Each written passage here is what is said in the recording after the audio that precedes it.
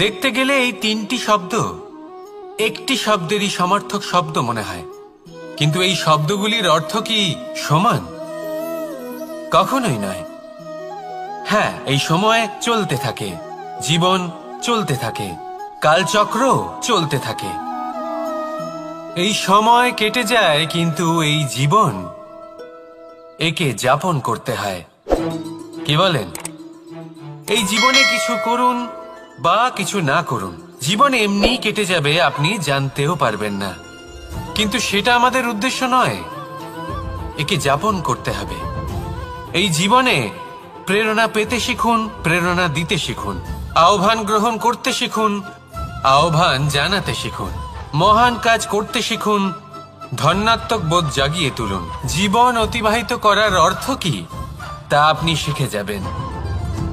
কারণ সময় কেটে যায়, সমস্ত যুগ কেটে যায়, কিন্তু জীবনের রীতি জীবন কাটিয়ে দেওয়া নয়, জীবন যাপন করা। এই জীবন সম্পূর্ণরূপে অনুভব করতে হবে, নতুন পথ বানাতে হবে। এবারে যদি এই জীবন বাঁচার সময় একবার ভেবে দেখুন, যদি মনে প্রেম থাকে, সদ্ভাবনা থাকে, তাহলে কি হবে? এই জীবনকে বাঁচার অনুভূতিটাই অন্যরকম হয়ে যাবে, একটা আনন্দময় অনুভূতি লাভ করবেন। তাহলে এটাই করুন, আর আমার সাথে ভালোবেসে বলুন, রাধা রাধা।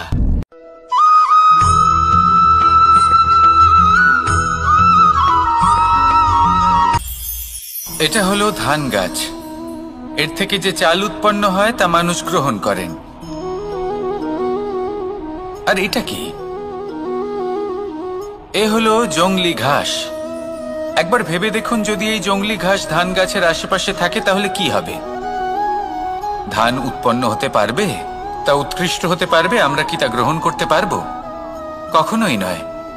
এই জংলি ঘাস ধানকে নষ্ট করে দেবে, কিন্তু নিজে জীবিত থাকবে। এটাই হলো আজকের শিক্ষা। এই সংসারে যদি আপনি নীতির পথে চলতে চান, উচিত কর্ম করতে চান, সংসারকে সেবা করতে চান, তাহলে জংলি ঘাসের মতো ব্যক্তিদের থেকে সবসময় দূরে থাকতে হবে।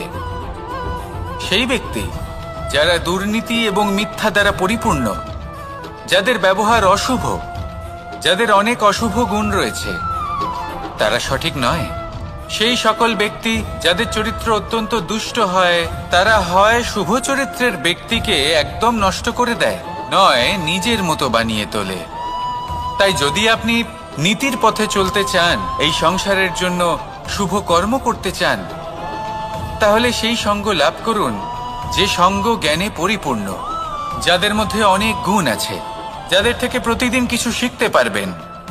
এমন ব্যক্তির সাথে জীবন অতিবাহিত করুন, দুরাচারীদের থেকে দূরে থাকুন। তবেই এই মন প্রসন্ন হয়ে বলবে, রাধা রাধা।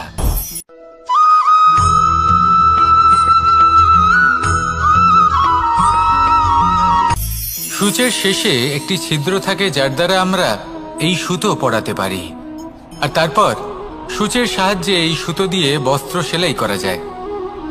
কিন্তু যদি সুতোটা সোজা করে ধরা না হয়, তাহলে সূচে কখনো এই সুতো পরানোই সম্ভব নয়। যদি এতে কোনো গিঁট পড়ে, তখন তা কখনোই এই ছিদ্র দ্বারা প্রবেশ করা সম্ভব নয়। ঠিক এইভাবেই যদি আপনি কারোর জীবনে প্রবেশ করতে চান, কারোর অন্তরে প্রবেশ করতে চান, তাহলে আপনাকেও সহজ থাকতে হবে।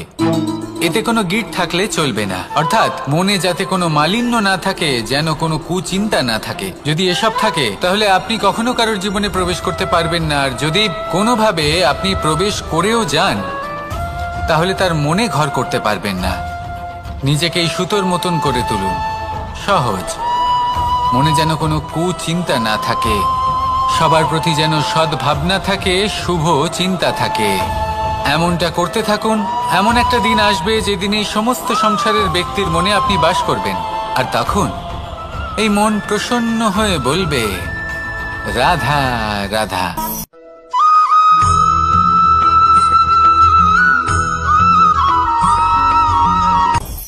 আপনি কখনো পর্বতের শিখরে উঠেছেন? আপনি দেখতে পাবেন পর্বতের পদতলে প্রচুর সুন্দর ফুল রয়েছে, সবুজ বনানী রয়েছে। যত আপনি ওপরে উঠতে থাকবেন তত ফুল কমতে থাকবে, সবুজ বনানী কমতে থাকবে। আরো কিছুটা ওপরে উঠলে কাঁটা জাতীয় গাছ দেখতে পাবেন, শুকনো গাছ দেখতে পাবেন। আরো যদি ওপরে ওঠেন তাহলে পাষাণ দেখতে পাবেন। আরো উপরে উঠলে হিমখণ্ড দেখতে পাবেন। এই যে পর্বত, তা মনুষ্য জীবনের সবথেকে উত্তম উদাহরণ। মানুষ যখন সাফল্যের শিখরে পৌঁছতে চান, মহানুভবতার শিখরে পৌঁছতে চান, পথে যত আস্তে আস্তে উপরে উঠতে থাকেন ততই ভৌতিক বস্তু তার থেকে বিচ্ছিন্ন হতে থাকে। যদি তিনি সেই ভৌতিক বস্তুগুলি ত্যাগ না করতে পারেন তাহলে কখনোই সেই স্থানে পৌঁছতে পারবেন না। আর মানুষ যদি উচিত ত্যাগ করতে পারেন, পথে অগ্রসর হতে থাকেন, এগোতে থাকেন, তাহলে একদিন না একদিন তিনি মহানুভবতার, জ্ঞানের, সাফল্যের হিমের স্বাদ অবশ্যই লাভ করবেন। মনে রাখবেন, মানব জীবনে ত্যাগ হলো অত্যন্ত গুরুত্বপূর্ণ অংশ। আসুন আমার সাথে ভালোবেসে বলুন, রাধা রাধা।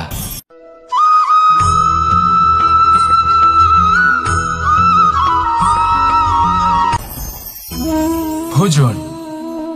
এবার ভোজন সংগ্রহ করার জন্য মানুষ কি না করেন, সব সময় চেষ্টা করতে থাকেন। ফসল উৎপাদনের জন্য অনেক পরিশ্রম করতে থাকেন, কিন্তু অনেক সময় অনেক পরিশ্রম করার পরেও ফসল ভালো উৎপাদন হয় না। এর কারণ কি? কারণ হলো এটাই যে আপনি পরিশ্রম হয়তো অনেক করেছেন, কিন্তু আপনার নজর তো সেই বীজের দিকে ছিলই না যা আপনি রোপণ করেছেন। সেই জন্য সব সময় কোনো বীজ রোপণ করার আগে তাকে পরখ করে দেখুন, তা অত্যন্ত আবশ্যক। আর সেইভাবেই যখনই কোনো কর্মের প্রশ্ন আসে, তাহলে সেখানে শুধুমাত্র পরিশ্রম যথেষ্ট নয়। সেই কাজের প্রতি আপনার কর্তব্য কি, আপনার উদ্দেশ্য কি, সেটা জানা হলো অত্যন্ত গুরুত্বপূর্ণ। তাই কর্ম করুন, কিন্তু সেই কর্মের প্রতি আপনার যা উদ্দেশ্য তার মাহাত্ম্য বুঝতে চেষ্টা করুন। তাহলে আসুন আমার সাথে ভালোবেসে বলুন, রাধা রাধা।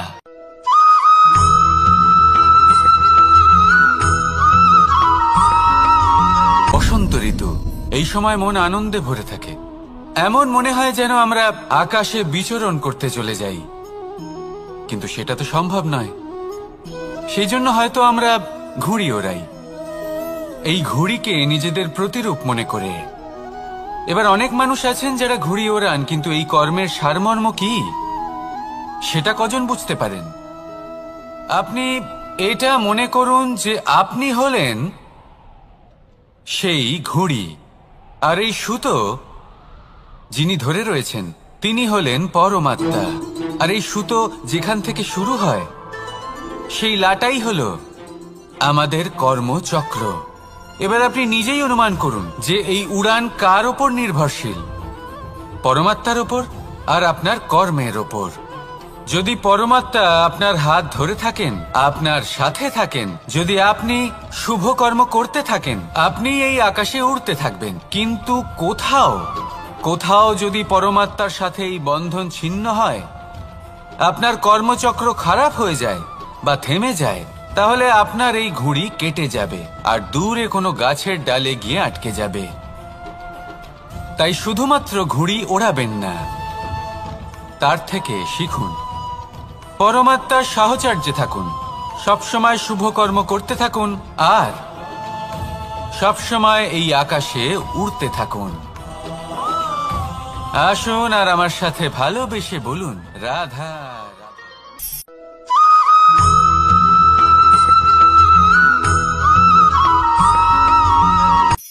এই সংসারে সাফল্য লাভ করার জন্য জ্ঞানের প্রয়োজন হয়, পরিশ্রমের প্রয়োজন হয়, দৃঢ় নিষ্ঠার প্রয়োজন হয়, নিরন্তর চেষ্টা করা প্রয়োজনীয়।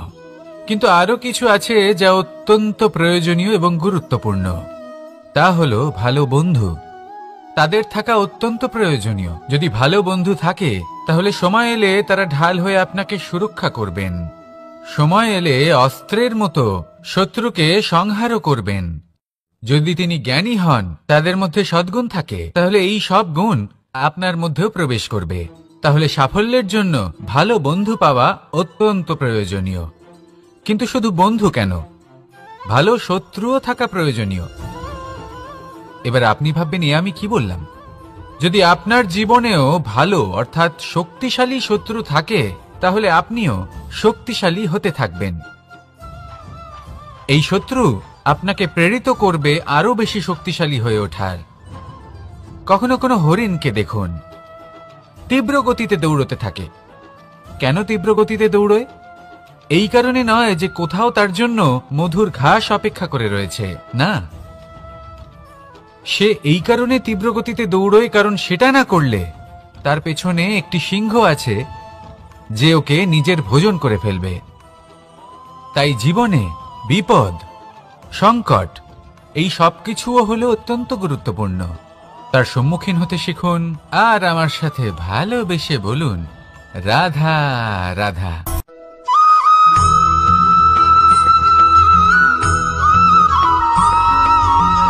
ভালো শুধু ওনাদের কঠোর ব্যবহার দেখলে আমরা একটু ভয় পেয়ে যাই।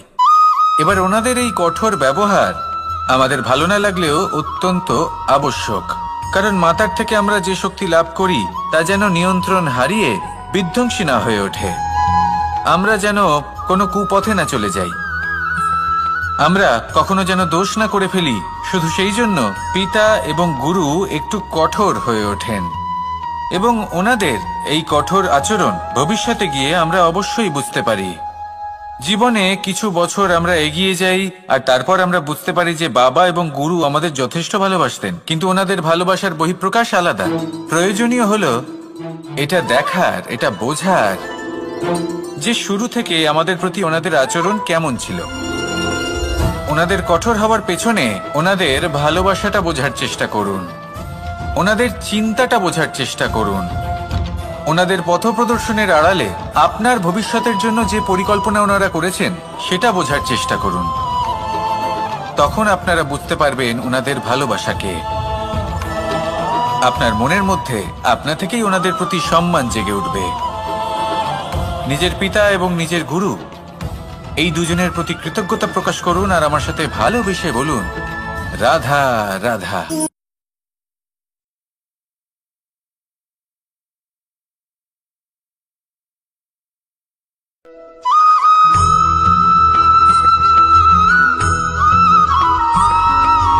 কথায় আছে, প্রত্যেক পুত্র তার পিতার প্রতিচ্ছবি হয়, আর সমস্ত প্রতিচ্ছবি চায় যেন সে তার অস্তিত্ব প্রাপ্ত করতে পারে। পুত্র চায় সে যেন তার পিতার মতো হয়, বা কখনো কখনো তার থেকেও শ্রেষ্ঠ হয়।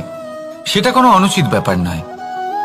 অনুচিত তখন হয় যখন পুত্র নিজের পিতার মতো হবার স্বপ্ন পূরণ করতে গিয়ে বা তার থেকেও শ্রেষ্ঠ হওয়ার স্বপ্ন পূরণে অনুচিত পথের আশ্রয় নেয়। কারণ তারপরে সে তার পিতার গুণগুলি আত্মসাৎ করতে চায় না। সে শুধুই এটা চায় যে সংসারের চোখে যেন আমি শ্রেষ্ঠ প্রমাণিত হই। এটা অনুচিত। সংসারে এমন অনেক মানুষ আছেন যারা এই কারণে শ্রেষ্ঠ হবার চেষ্টা করেন যাতে তার পরিবারের তার পিতার সম্মান বৃদ্ধি পায়। এমনও মানুষ থাকেন, আর এটাই হলো পার্থক্য উদ্দেশ্যের। মনে রাখবেন, যদি আপনার উদ্দেশ্য শুভ হয় তাহলে পথও শুভ হবে, যদি আপনার উদ্দেশ্য অশুভ হয় তাহলে পথও অশুভ হবে। তাহলে নিজের পিতার মতো হবার চেষ্টা অবশ্যই করুন, তার থেকেও শ্রেষ্ঠ হওয়ার চেষ্টা অবশ্যই করুন, কিন্তু মনে রাখবেন আপনার সংকল্প আর আপনার উদ্দেশ্য এই দুই শুভ হওয়া উচিত। তাহলে আসুন আর আমার সাথে ভালোবেসে বলুন, রাধা রাধা।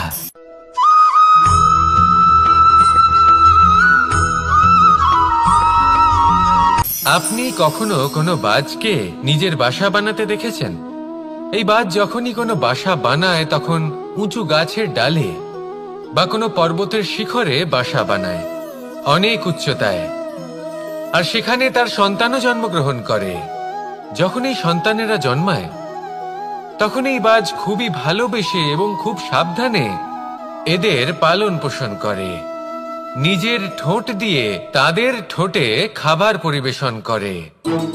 কিন্তু যেই সেই সন্তানেরা হৃষ্টপুষ্ট হয়ে যায় এবং সেই কথা বাজ নিজে বুঝতে পেরে যায়, সেই বাজ নিজেই সেই বাসা ছিন্ন ভিন্ন করে দেয়। সেই সন্তান যাদের সবেমাত্র ডানা গজিয়েছে, কিভাবে উড়তে হয় পেয়ে ভয়ের কারণে তাদের ডানা ঝাপটাতে থাকে, আর সেই প্রক্রিয়াতেই সেই সন্তানগুলি উড়তে শুরু করে দেয়। এবার এই ঘটনায় আমরা কি শিক্ষা পেতে পারি? এটাই, যদি আপনি মাতা পিতা হন তাহলে নিজের সন্তানকে অবশ্যই স্নেহ করুন, কিন্তু তাদেরকে নিজের আঁচলের তলায় বেঁধে রাখবেন না। যদি আপনি চান আপনার সন্তান জীবনে উন্নতি করুক, তাহলে নিজের মুঠো থেকে তাদের স্বতন্ত্র করে দিন, এই সংসারে সংঘর্ষ করতে দিন। সেই সন্তান নিজেই বুঝতে পারবে যে জন্মের সময় পাওয়া ডানা কি করে ব্যবহার করতে হয়, আর আপনার চোখের সামনে আপনার সন্তান এই আকাশে উড়তে থাকবে। তাহলে আসুন আমার সাথে ভালোবেসে বলুন, রাধা রাধা।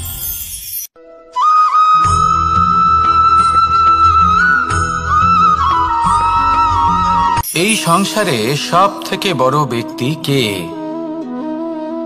আপনি বলবেন এ কেমন ধরনের প্রশ্ন, কিন্তু এটা হলো সব থেকে উচিত প্রশ্ন। কেউ এর উত্তর দেবে যে সেই মহাপ্রতাপী রাজা, তিনি হলেন সব থেকে বড় ব্যক্তি, সেই বড় রাজনীতিবিদ, তিনিই সব থেকে বড় ব্যক্তি। আমি আপনাকে জানাই যে সংসারের সব থেকে বড় ব্যক্তি হলেন তিনি, যার সাথে দেখা করলে আপনি নিজেকে ছোট মনে করবেন না। কোনো ব্যক্তি যিনি সব থেকে বেশি শক্তিশালী, আপনি যদি তার সামনে যান তাহলে উনি আপনার অন্তরের শক্তিকে বাইরে বের করে আনবে, আপনার অন্তরে লুকিয়ে থাকা শক্তিকে জাগ্রত করতে প্রেরণা প্রদান করবে। তিনি হলেন বড় ব্যক্তি, তিনি হলেন মহান ব্যক্তি। তিনি নন যিনি নিজের বল এবং ঐশ্বর্য দ্বারা আপনাকে তার সামনে ছোট প্রমাণ করবেন। এবং সেই জন্য মহাদেব আমার আরাধ্য হলেন আমার খুব প্রিয়। কারণ রাজা হোক বা ফকির, কেউ যদি ওনার সামনে যান তাহলে সে নিজেকে ছোট মনে করেন না। আপনিও যদি জীবনে অনেক বড় হতে চান তাহলে কাউকে কখনো নিজেকে ছোট মনে করতে দেবেন না। তার অন্তরে বড় হয়ে ওঠার প্রেরণা প্রদান করুন।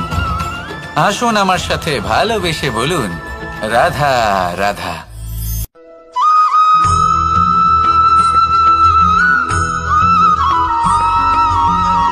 পুরুষার্থ। শাস্ত্রে 4 ধরনের পুরুষার্থের কথা বলা হয়েছে। প্রথম হলো ধর্ম। আপনি কি জানেন এই ধর্ম আসলে কি? আপনার কি মনে হয় ধর্ম আসলে কি? কোনো বিশেষ ঈশ্বরকে মানাই কি ধর্ম বলা হয়? নাকি কোনো বিশেষ রীতি পালন করাই হলো ধর্ম? নাকি কোনো বিশেষ সাহিত্যকে সর্বশ্রেষ্ঠ মনে করাই হলো ধর্ম? না, ধর্ম হলো সেটা যাকে ধারণ করা যেতে পারে, আর ধারণ শুধু সেটাই করা যায় যা পবিত্র। পবিত্র শুধু তাকেই বলা হয় যা নিঃস্বার্থ, যার মধ্যে শাসন করার কোনো ইচ্ছে নেই, যা সরলভাবেই প্রবাহমান, জল এবং বায়ুর মতো। যখন কোনো ব্যক্তি ধর্মকে ধারণ করেন এবং সেই ধর্ম সেই ব্যক্তিকে রক্ষা করে, তখন তাকে ধর্ম বলা হয়। ধর্ম যা রক্ষা করে অহংকার থেকে, খারাপ চিন্তার হাত থেকে। সেই জন্য পুরুষার্থ গড়ে তোলার আগে, ধর্ম পালন করার আগে ধর্মের প্রকৃত অর্থ কি সেটা বুঝে নিন। এটা জেনে রাখুন যে সমস্ত ধর্মের আধার, সমস্ত ধর্মের ভিত শুধুমাত্র ভালোবাসা। আসুন আর এই ভালোবাসার সাথেই বলুন, রাধা রাধা।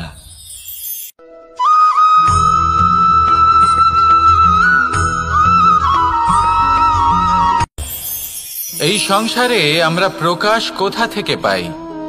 এর উত্তর বড়ই সরল। ভোরে যখন সূর্যোদয় হয় তখন প্রকাশের কিরণ আমাদের ঘরে এসে পৌঁছয়। এইভাবেই আমরা প্রকাশ লাভ করি। এবার এই প্রকাশের আলোতেই আমরা সারাদিনের কাজ সম্পন্ন করি। সন্ধে হয়ে যায়, সূর্যাস্তও হয়ে যায়, আর আমাদের ঘর যাতে অন্ধকার না হয় তার জন্য আমরা একটা প্রদীপ প্রজ্বলিত করি। এটাই ঘটে আমাদের জীবনেও। এবার প্রবাহমান আয়ুর সাথে আমরা আমাদের অন্তরে যদি একটা প্রদীপ প্রজ্বলিত করে নিই, তাহলে বিষয়টাই অন্যরকম হবে। এবার আপনি বলবেন কোন প্রকাশের কথা বলছি যা আমাদের অন্তরে জাগ্রত করা সম্ভব? আমাদের আত্মার মাঝে প্রেমের প্রকাশ জাগ্রত করার কথা বলছি। কারণ আমাদের এই জীবন এও হলো দিনের আলোর মতো। আজ প্রকাশ আছে, কিন্তু কোনোদিন অবশ্যই অস্ত হবে।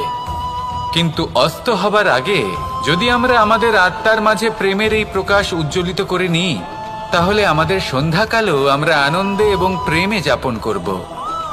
তাহলে আসুন আর আমার সাথে ভালোবেসে বলুন, রাধা রাধা।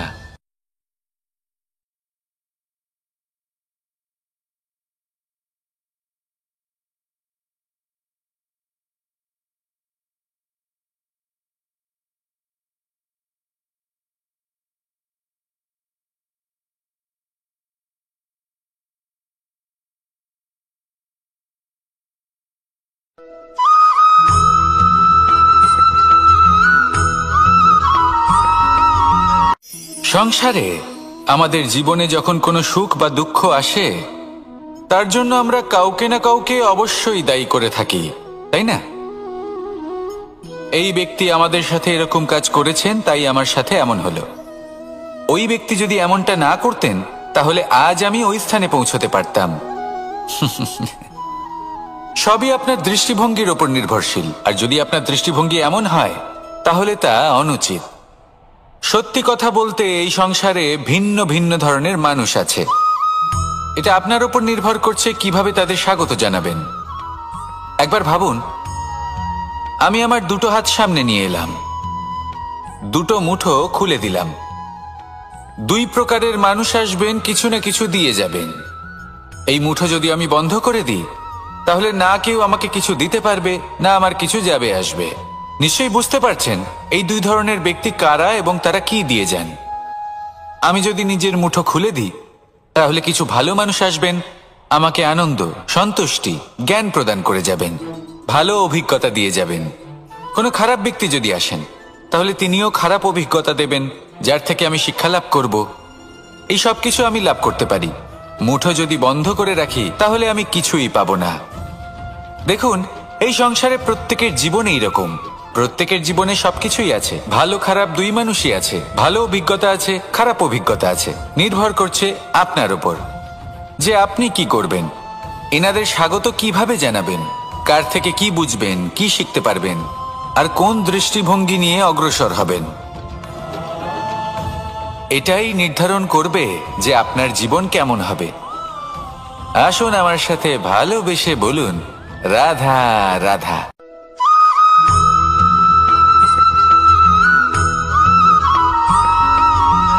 ভালো, শুধু ওনাদের কঠোর ব্যবহার দেখলে আমরা একটু ভয় পেয়ে যাই। এবার ওনাদের এই কঠোর ব্যবহার আমাদের ভালো না লাগলেও অত্যন্ত আবশ্যক। কারণ মাতার থেকে আমরা যে শক্তি লাভ করি, তা যেন নিয়ন্ত্রণ হারিয়ে বিধ্বংসী না হয়ে ওঠে। আমরা যেন কোনো কুপথে না চলে যাই। আমরা কখনো যেন দোষ না করে ফেলি। শুধু সেই জন্য পিতা এবং গুরু একটু কঠোর হয়ে ওঠেন, এবং ওনাদের এই কঠোর আচরণ ভবিষ্যতে গিয়ে আমরা অবশ্যই বুঝতে পারি। জীবনে কিছু বছর আমরা এগিয়ে যাই, আর তারপর আমরা বুঝতে পারি যে বাবা এবং গুরু আমাদের যথেষ্ট ভালোবাসতেন, কিন্তু ওনাদের ভালোবাসার বহিঃপ্রকাশ আলাদা। প্রয়োজনীয় হলো এটা দেখার, এটা বোঝার যে শুরু থেকে আমাদের প্রতি ওনাদের আচরণ কেমন ছিল। ওনাদের কঠোর হওয়ার পেছনে ওনাদের ভালোবাসাটা বোঝার চেষ্টা করুন, ওনাদের চিন্তাটা বোঝার চেষ্টা করুন, ওনাদের পথপ্রদর্শনের আড়ালে আপনার ভবিষ্যতের জন্য যে পরিকল্পনা ওনারা করেছেন সেটা বোঝার চেষ্টা করুন। তখন আপনারা বুঝতে পারবেন ওনাদের ভালোবাসাকে। আপনার মনের মধ্যে আপনা থেকেই ওনাদের প্রতি সম্মান জেগে উঠবে। নিজের পিতা এবং নিজের গুরু, এই দুজনের প্রতি কৃতজ্ঞতা প্রকাশ করুন আর আমার সাথে ভালোবেসে বলুন, রাধা রাধা।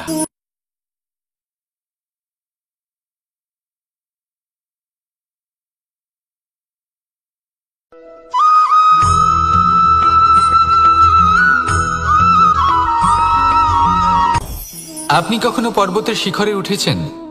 আপনি দেখতে পাবেন পর্বতের পদতলে প্রচুর সুন্দর ফুল রয়েছে, সবুজ বনানী রয়েছে। যত আপনি উপরে উঠতে থাকবেন, তত ফুল কমতে থাকবে, সবুজ বনানী কমতে থাকবে। আরো কিছুটা উপরে উঠলে কাঁটা জাতীয় গাছ দেখতে পাবেন, শুকনো গাছ দেখতে পাবেন। আরো যদি ওপরে ওঠেন তাহলে পাষাণ দেখতে পাবেন। আরো উপরে উঠলে হিমখণ্ড দেখতে পাবেন। এই যে পর্বত, তা মনুষ্য জীবনের সব থেকে উত্তম উদাহরণ। মানুষ যখন সাফল্যের শিখরে পৌঁছতে চান, মহানুভবতার শিখরে পৌঁছতে চান, পথে যত আস্তে আস্তে উপরে উঠতে থাকেন, ততই ভৌতিক বস্তু তার থেকে বিচ্ছিন্ন হতে থাকে।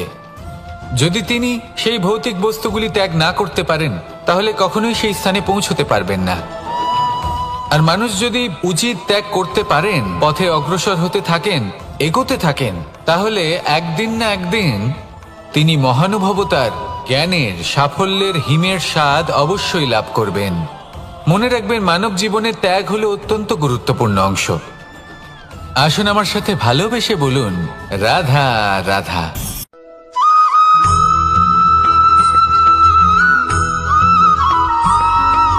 মানুষের একটি সমস্যা আছে যে মানুষ সাফল্যকে মাপতে থাকেন, লক্ষ্যপ্রাপ্তিকে মাপতে থাকেন এবং তার তুলনা করতে থাকেন যে ও এত কিছু পেল আর আমি পেলাম না, ওর কাছে এত কিছু আছে কিন্তু আমার কাছে নেই। এই তুলনা করার জন্য ওনারা দুঃখী হয়ে পড়েন, নিরাশ হয়ে পড়েন। তাই আমি একটা প্রশ্ন করছি যে এটা কি উচিত? এই সংসারে আপনি কি নিয়ে তুলনা করবেন, যেখানে সূর্যদেব, চন্দ্রমা দুজনেই আছেন, দুজনেই হলেন বিশেষ, দুজনেই নিজ নিজ সময়ে উদিত হন। এদের মধ্যে একজন না থাকলে তাহলে আমাদের জীবন কঠিন হয়ে পড়বে। ঠিক সেইভাবেই আপনি যদি একটা বড় রেখা অঙ্কন করেন, তাহলে অন্য রেখাটি ছোট হয়ে পড়ে না, সে তেমনই থাকে যেমনটা সে ছিল। আপনার অস্তিত্ব কখনো ছোট বা বড় হতে পারে না। শুধু তুলনা করার জন্য আপনার এটা মনে হতে পারে। যদি আপনি যুদ্ধ করতে চান, আপনার তলোয়ারের প্রয়োজন পড়বে। যদি বস্ত্র তৈরি করতে চান, এত বড় তলোয়ার দিয়ে কিছুই হবে না, তখন প্রয়োজন পড়বে একটা ছোট্ট সূচের। তাই তুলনা করবেন না, না নিজেকে ছোট মনে করবেন, না অন্য কাউকে। সবার সাথে সহযোগিতা করুন, আর যদি তুলনা করতেই হয় নিজের সাথে করুন, যে কাল আমি কেমন ব্যক্তি ছিলাম, আজ কি তার থেকে শ্রেষ্ঠ হয়ে উঠতে পেরেছি। ভেবে দেখুন ভবিষ্যতে গিয়ে আপনি কতটা শ্রেষ্ঠ ব্যক্তি হতে পারেন। আসুন আমার সাথে ভালোবেসে বলুন, রাধা রাধা।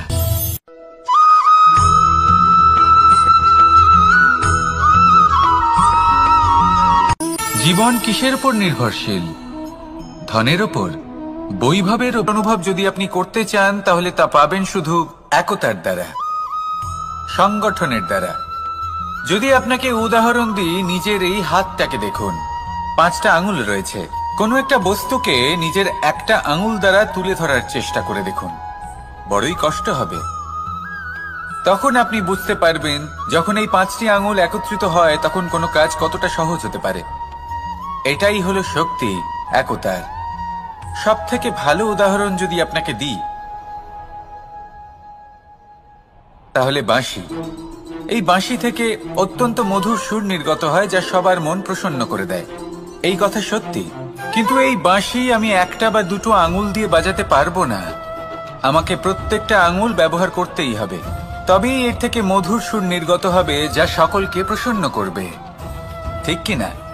ঠিক এইভাবেই যদি আপনি চান যে আপনার জীবনরূপী বাঁশি থেকেও মধুর সুর নির্গত হোক বা সবার মনকে প্রসন্ন করে তুলুক, তাহলে আপনাকেও জীবনে একতা নিয়ে আসতেই হবে। আপনি একাও কর্ম করতে পারেন, পথ চলতেও পারেন, সামনেও এগোতে পারেন, সাফল্যও লাভ করতে পারেন। কিন্তু যখন সকলে একসাথে এগোবেন, সেই পথে চলবেন, সেই কর্মই করবেন, তখন লক্ষ্যে অবশ্যই পৌঁছবেন, সাফল্য অবশ্যই লাভ করবেন। কিন্তু সেই সাফল্য এবং তার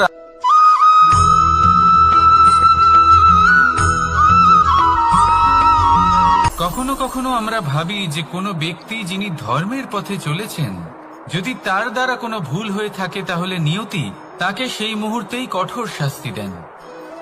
কিন্তু সেই সব মানুষ যারা সংসারের সব থেকে বড় অধর্মী, বহু নিকৃষ্ট মানের কাজ করেন, তাদের নিয়তি অনেক সুযোগ দেন। তাদের নিয়তি এরকম কঠোর প্রহার করেন না। এই ভাবনা কখনো না কখনো মনে আসেই। ভেবে দেখুন কেন? আসলে জীবনকে বেশিরভাগ মানুষ একভাবেই দেখে থাকেন, বিভিন্ন স্তরে একে দেখা উচিত। এবার আপনি বলুন, এই সংসারে কোনো অধর্মী কখনো প্রেরণার উৎস হতে পারেন? কখনোই নয়। যে মানুষ নিজের আত্মাকে মলিন করে ফেলেছেন, তিনি এই সংসারকে কিভাবে প্রেরণা যোগাবেন? উনি নিজেই বুঝতে পারেন না কোনটা করা উচিত, ধর্ম কোনটা। তাই নিয়তি তাকে একটা সুযোগ দেন, এটা বোঝার সুযোগ দেন যে কোনটা উচিত, কোনটা ধর্ম। সুযোগ দেন নিজের বিবেক জাগিয়ে তোলার, তাকে সুযোগ দেন নিজের অন্তরাত্মার ডাক শোনার। যখন তাতেও কাজ হয় না, তখন নিয়তির কাছে একটাই পথ বাকি থাকে, আর তা হল মহাবিনাশ। মহাবিনাশ হয়তো দেরিতেই আসতে পারে, কিন্তু তা অবশ্যই আসবে। আর যখন মহাবিনাশ আসে, তখন মহাবিনাশের যন্ত্রণা সমগ্র মানব জীবনের যন্ত্রণার থেকে অনেক বেশি হয়। এই কথাটা সবসময় মনে রাখবেন। আর অন্যদিকে যে মানুষ ধর্মের পথে চলছেন, তার দ্বারা যদি কোনো ভুল হয়ে থাকে, তখন নিয়তি তার পরীক্ষা নেন। কিছুক্ষণের জন্য মানুষের মনে হতে পারে নিয়তি তাকে কঠোর শাস্তি দিয়েছেন।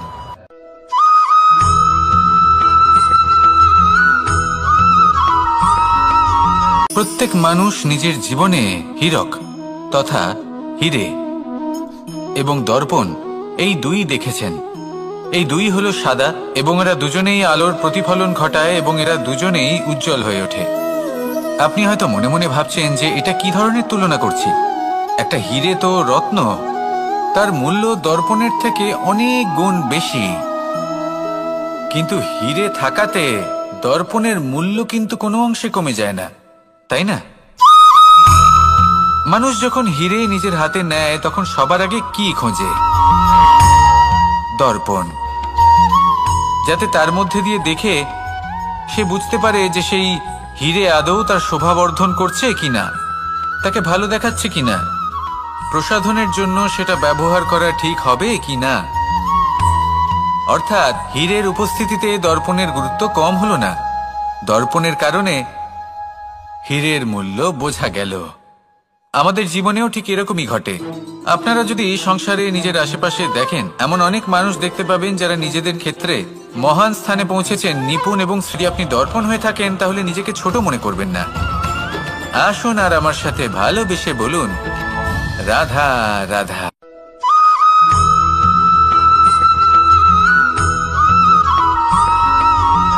পঞ্চতত্ত্বের মধ্যে দ্বিতীয় তত্ত্ব হল ধরণী, ভূমি, যাকে আমরা ধরণী মাতা বলি। এই ধরণী ধৈর্য ধারণ করে, আর এর ওপরেই আমাদের সমগ্র সংসার নির্ভরশীল। কারণ এই ভূমি সহ্য ক্ষমতা রাখে, এর সহ্য ক্ষমতা হলো অপরিসীম। সন্তান যতই আঘাত প্রদান করুক না কেন, প্রেম পূর্বক সহ্য করে, আর তার বদলে অমূল্য রত্ন প্রদান করে। সন্তান যদি হাল চালায়, তাহলে তার বদলে তাকে অন্ন প্রদান করে। এটাই হলো ধরণী। এবার এর থেকে আমরা কি শিক্ষা পেতে পারি? এটাই যে কারোর জন্য কিছু করা বা কাউকে কিছু দেওয়া মনে কোনো কামনা ছাড়াই। আর এই কথাটা বুঝে যান, যদি কারোর জন্য কামনা না রেখে বা কোনো পাওয়ার আশা না রেখে কারোর জন্য কিছু করেন বা কারোকে কিছু দেন, যদি এটা আপনি শিখতে পারেন, তবে আপনি ভালোবাসতে শিখে গেছেন। আর সেই জন্যই এই ধরিত্রীকে মাতা বলা হয়। কারণ মাতা শুধু উনি নন যিনি গর্ভে সন্তানকে ধারণ করেন, মাতা তো উনিও যিনি জীবন বাঁচতে শেখান, যিনি জীবন বাঁচার উদাহরণ প্রদান করেন। তাহলে ধরণীর থেকে এই নিঃস্বার্থ ভাব শিখুন, নিঃস্বার্থ ভালোবাসা শিখুন, আর এই ভালোবাসার সাথেই বলুন, রাধা রাধা।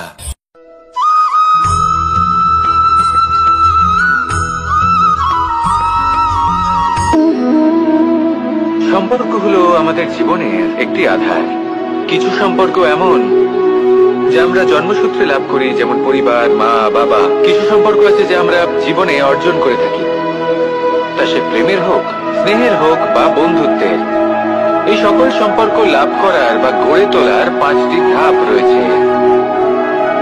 প্রথম ধাপ, কোনো ব্যক্তির সাথে আলাপ হওয়া, তার সাথে কথা বলা বা তাকে দেখা। দ্বিতীয় ধাপ, সে ব্যক্তিকে আমাদের ভালো লাগা। তৃতীয় ধাপ, আমাদের এটা চাইতে শুরু করা যে জীবনে এই ব্যক্তি যেন আমাদের বন্ধু হন, আমাদের জীবনে থাকেন, বা আমাদের কাউকে ভালোবেসে ফেলা আর এটা আমাদের ভাবা বা চাওয়া যে সেই ব্যক্তি যেন আজীবন আমার সাথে থাকেন, আমার জীবনে আমার সাথী হয়ে। চতুর্থ ধাপ, লাভ করা। এবার এই ধাপটি অনেক মানুষের পক্ষেই খুবই সরল হয়, বড়ই সরল ভাবে নিজেদের সঙ্গীকে লাভ করে থাকেন। কিছু মানুষের জন্য এই ধাপ অত্যন্ত কঠিন হয়ে থাকে। অনেক প্রতিকূল পরিস্থিতির উপর জয়লাভ করে তারা সঙ্গীকে লাভ করেন, কিন্তু লাভ অবশ্যই করেন। এরপরে আসে পঞ্চম, অন্তিম এবং সব থেকে গুরুত্বপূর্ণ ধাপ। সেটা হলো সেই সম্পর্ক পালন করা। এটা হলো এমন এক বিষয় যা প্রত্যেক মানুষের শেখা উচিত। যদি ব্যক্তি নিজের জীবনে সম্পর্ক রক্ষা করতে শিখে যান, তবে প্রত্যেক সম্পর্ক তার জীবনকে স্বর্গ করে তুলবে। আসুন আর আমার সাথে ভালোবেসে বলুন, রাধা রাধা।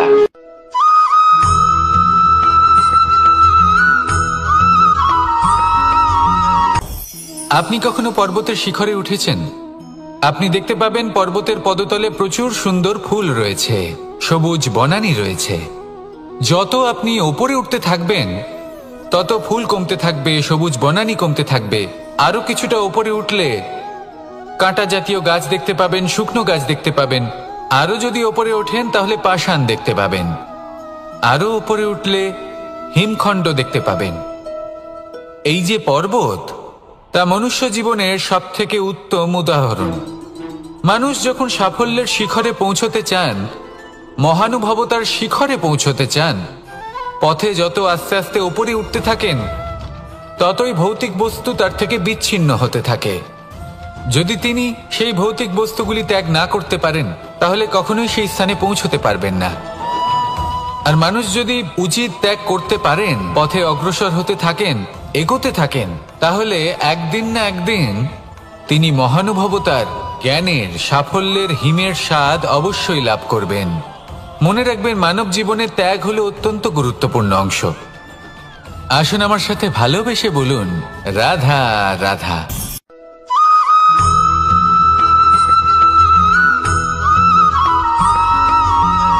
মানুষের মানসিকতা এমন হয় যে সে যতটা করে আশা করে যে তার থেকে অনেক বেশি তার বদলে সে পাবে। দেখুন, সবকিছুই আপনার ভাবনা চিন্তার উপর নির্ভর করছে। আপনি যদি ফলের বিষয়ে ভেবে কর্ম করতে থাকেন, তাহলে সেটা অনুচিত। জীবনের আসল আনন্দ হলো নিজের কর্ম করতে থাকা, ফলের চিন্তা করা উচিত নয়। যদি আপনি এরকম ভাবেন যে আমি এতটা করছি, আমার এতটা পাওয়া উচিত, সেই ভাবনা অনুচিত। যদি আপনি সেবার মানসিকতা নিয়ে কর্ম করতে থাকেন, কর্মচক্রে প্রবাহিত হন, যদি আপনি এমন ভাবনা রাখেন যে আমি এতটা পাচ্ছি, তাই এর থেকে অনেক বেশি আমি কর্ম করব, তাহলে নিশ্চিত রূপে আপনি যতটা করছেন তার থেকে অনেক বেশি আপনি পাবেন। আপনার আশার থেকে অনেক বেশি আপনি পাবেন। শুধু জীবনে অনেক বেশি কাজ করতে থাকুন, ফলের চিন্তা করবেন না। আর মনে রাখবেন, এই ভাবনাই সব থেকে বড় বীজ। কর্মের উপর বিশ্বাস রাখুন। জীবনে যা যা আপনি চান সবই সুখময় হবে। আসুন আর আমার সাথে ভালোবেসে বলুন, রাধা রাধা।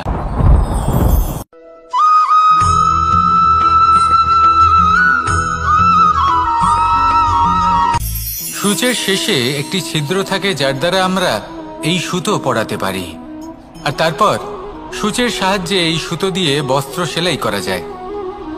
কিন্তু যদি সুতোটা সোজা করে ধরা না হয়, তাহলে সূচে কখনো এই সুতো পরানোই সম্ভব নয়। যদি এতে কোনো গিঁট পড়ে, তখন তা কখনোই এই ছিদ্র দ্বারা প্রবেশ করা সম্ভব নয়। ঠিক এইভাবেই যদি আপনি কারোর জীবনে প্রবেশ করতে চান, কারোর অন্তরে প্রবেশ করতে চান, তাহলে আপনাকেও সহজ থাকতে হবে।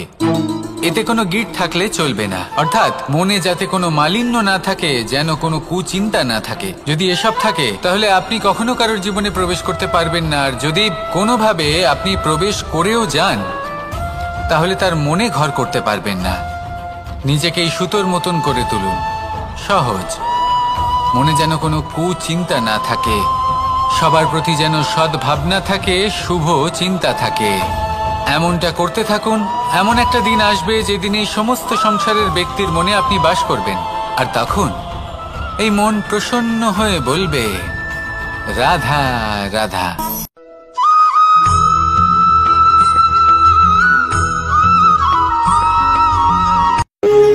যখন মানুষের মৃত্যু হয় তখন কি হয়? অনেক সংখ্যক মানুষ শোক পালন করতে চলে আসেন। যে ব্যক্তি মৃত্যু লাভ করেছেন তার অনেক বস্তু থাকে যেগুলো তার প্রিয়, যেগুলো তিনি ব্যবহার করেছেন। তার শয্যা, তার বস্ত্র, তার আভূষণ সবকিছু তার থেকে বিচ্ছিন্ন করা হয় এবং খালি হাতে তাকে শ্মশানের উদ্দেশ্যে রওনা করা হয়। আমি আপনাকে এই প্রশ্ন করতে চাই, আপনি এই সংসারে কি অর্জন করেছেন? ধন সম্পত্তি, বস্ত্র, আভূষণ, এই সবকিছু যে আপনি অর্জন করেছেন, আপনার মৃত্যুর পরে তা আপনার থেকে দূর হয়ে যাবে। এর উত্তর হলো একটাই, আপনার কর্ম। শুধু সেটাই আছে যা একান্ত আপনার, আর শুধু সেটাই এই সংসার থেকে চলে যাওয়ার পরেও সংসারেই জীবিত থাকবে। যদি আপনি দুষ্কর্ম করেন তাহলে এই সংসার আপনাকে একটি অনুচিত উদাহরণ হিসেবে মনে রাখবে যে এই ব্যক্তি খুব পাপী ছিল, অনুচিত কর্ম করতেন। যে পথে তিনি চলেছেন সেই পথে কারোর চলা উচিত নয়। সেখানেই যদি আপনি সৎকর্ম করেন তাহলে সংসার চিরকাল এটাই বলবে যে খুব ভালো মানুষ ছিলেন, সবাইকে ভালোবাসতেন, সবাইকে সাহায্য করতেন, আমার খুব প্রিয় মানুষ ছিলেন। এটাই হলো শ্রেষ্ঠ কর্ম। সেই জন্য জীবনে শুধুমাত্র ধন সম্পত্তি, আভূষণ এই সব অর্জন করতে গিয়ে নিজের মনোনিবেশ করবেন না। শ্রেষ্ঠ কর্ম করুন। সংসার থেকে চলে যাওয়ার পরেও এই কর্মই এই সংসারে আপনাকে জীবিত রাখবে। আসুন আমার সাথে ভালোবেসে বলুন, রাধা রাধা।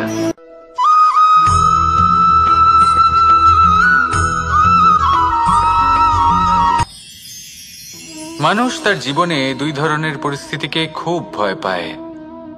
এক, কোনো কারণবশত কারোর সামনে নত হওয়া। দুই, কোনো কারণে নিজের চরিত্র থেকে, নিজের মূল্যবোধ থেকে বিচ্যুত হওয়া। এবার কেন হয় এরকম যে কথায় কথায় কারোর সামনে নত হতে হয়? কেন বারংবার নিজের চরিত্র থেকে চ্যুত হতে হয়? এরকম কেন হয়? এটা তখনই হয় যখন আমাদের শিক্ষা এবং মূল্যবোধের অভাব থাকে। যদি মানুষের মধ্যে প্রকৃত শিক্ষা থাকে তাহলে এই সংসারে কোনো সময় এবং কারোর সামনেই নত হওয়ার কোনো প্রয়োজন নেই। যদি মানুষের মধ্যে মূল্যবোধ থাকে তাহলে তাকে নিজের মূল্যবোধ বা চরিত্র থেকে বিচ্যুত হতে হয় না, তা সে যাই হয়ে যাক না কেন। কোনো বালককে যদি জন্ম থেকেই সুশিক্ষার অধিকারী করা হয়, শিক্ষিত করা হয়, মূল্যবোধের অধিকারী করা হয়, তবে সে এই সংসারে এমন কর্ম করবে যাতে সে নিজেকে, নিজের পরিবারকে, সমগ্র সমাজকে গর্বিত করতে পারে। শিক্ষা লাভ করুন, মূল্যবোধ লাভ করুন এবং আমার সাথে ভালোবেসে বলুন, রাধা রাধা।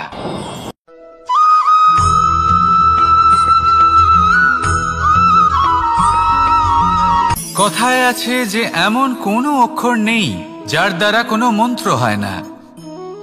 এমন কোনো বনস্পতি নেই যা নিজেই একটা ঔষধি নয়। পৃথিবীর এমন কোনো ব্যক্তি নেই যার মধ্যে কোনো যোগ্যতা থাকে না। শুধু প্রয়োজন হলো যে ব্যক্তিকে আমরা খুঁজে চলেছি তাকে সঠিকভাবে চিনে নেওয়া। যদি তার যোগ্যতা, তার বিশেষত্ব আমরা বুঝতেই না পারি তাহলে আর লাভ কি রইল? এই সংসারে এমন অনেক ব্যক্তি রয়েছেন যারা ছোট ছোট অসফলতার কারণে আপনাকে এটা বলে দেবে যে আপনি কোনো কাজের নন, আপনি হলেন মূর্খ, আপনি কিছুই করতে পারবেন না। এইসব কথায় কখনোই বিশ্বাস করবেন না, কারণ আপনি এবং প্রত্যেকটি জীব এই পরমাত্মা এবং এই প্রকৃতির সৃষ্টি, যা অত্যন্ত বিশেষ। যদি আপনাকে উদাহরণ দিই তাহলে একদিকে আছে তরোয়াল, একটা বড় লম্বা তরোয়াল, যার দ্বারা যুদ্ধ করা যায়, জয়লাভ করা যায়। আর অন্যদিকে রয়েছে একটা ছোট্ট সূঁচ, কিন্তু যে কাজ একটা ছোট্ট সূঁচ করতে পারে তা একটা তরোয়াল দ্বারা সম্ভব নয়। এর অর্থ হলো এটাই যে প্রত্যেকটা রচনা অত্যন্ত অমূল্য এবং অত্যন্ত বিশেষ হয়। তাহলে বিশ্বাস রাখুন যে আপনি অত্যন্ত বিশেষ একজন, আর প্রেমের সাথে বলুন রাধা রাধা।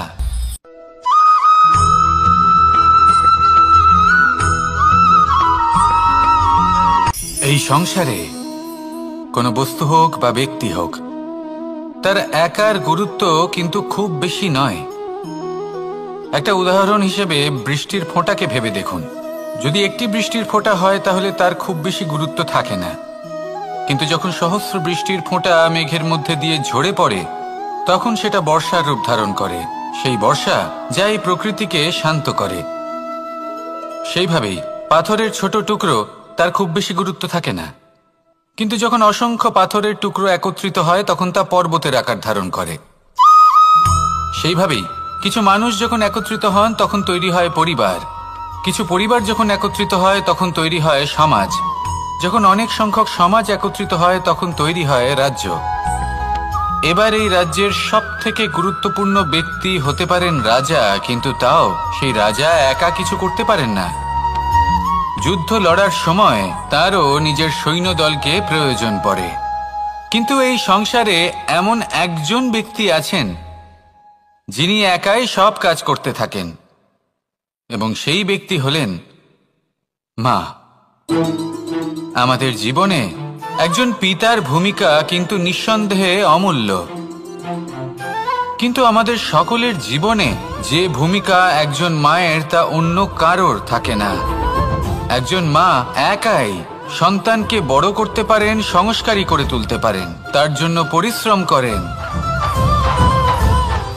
আর এত কিছু কাজ করার পরেও তার কাজের জন্য তিনি প্রশংসা অবশ্য পান না।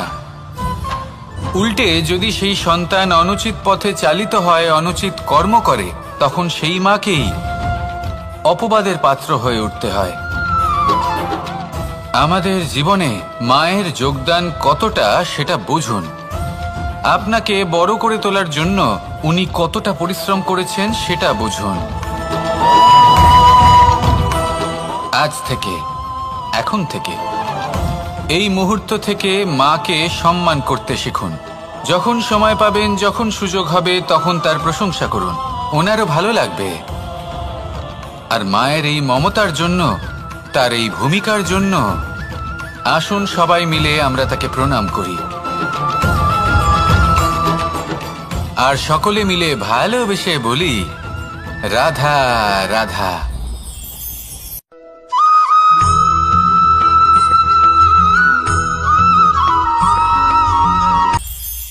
এটা হলো ধান গাছ।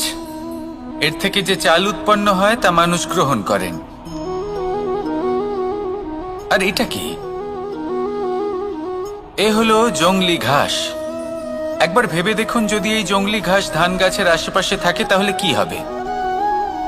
ধান উৎপন্ন হতে পারবে? তা উৎকৃষ্ট হতে পারবে? আমরা কি তা গ্রহণ করতে পারবো? কখনোই নয়। এই জংলি ঘাস ধানকে নষ্ট করে দেবে, কিন্তু নিজে জীবিত থাকবে। এটাই হলো আজকের শিক্ষা। এই সংসারে যদি আপনি নীতির পথে চলতে চান, উচিত কর্ম করতে চান, সংসারকে সেবা করতে চান, তাহলে জংলি ঘাসের মতো ব্যক্তিদের থেকে সবসময় দূরে থাকতে হবে। সেই ব্যক্তি যারা দুর্নীতি এবং মিথ্যা দ্বারা পরিপূর্ণ, যাদের ব্যবহার অশুভ, যাদের অনেক অশুভ গুণ রয়েছে, তারা সঠিক নয়।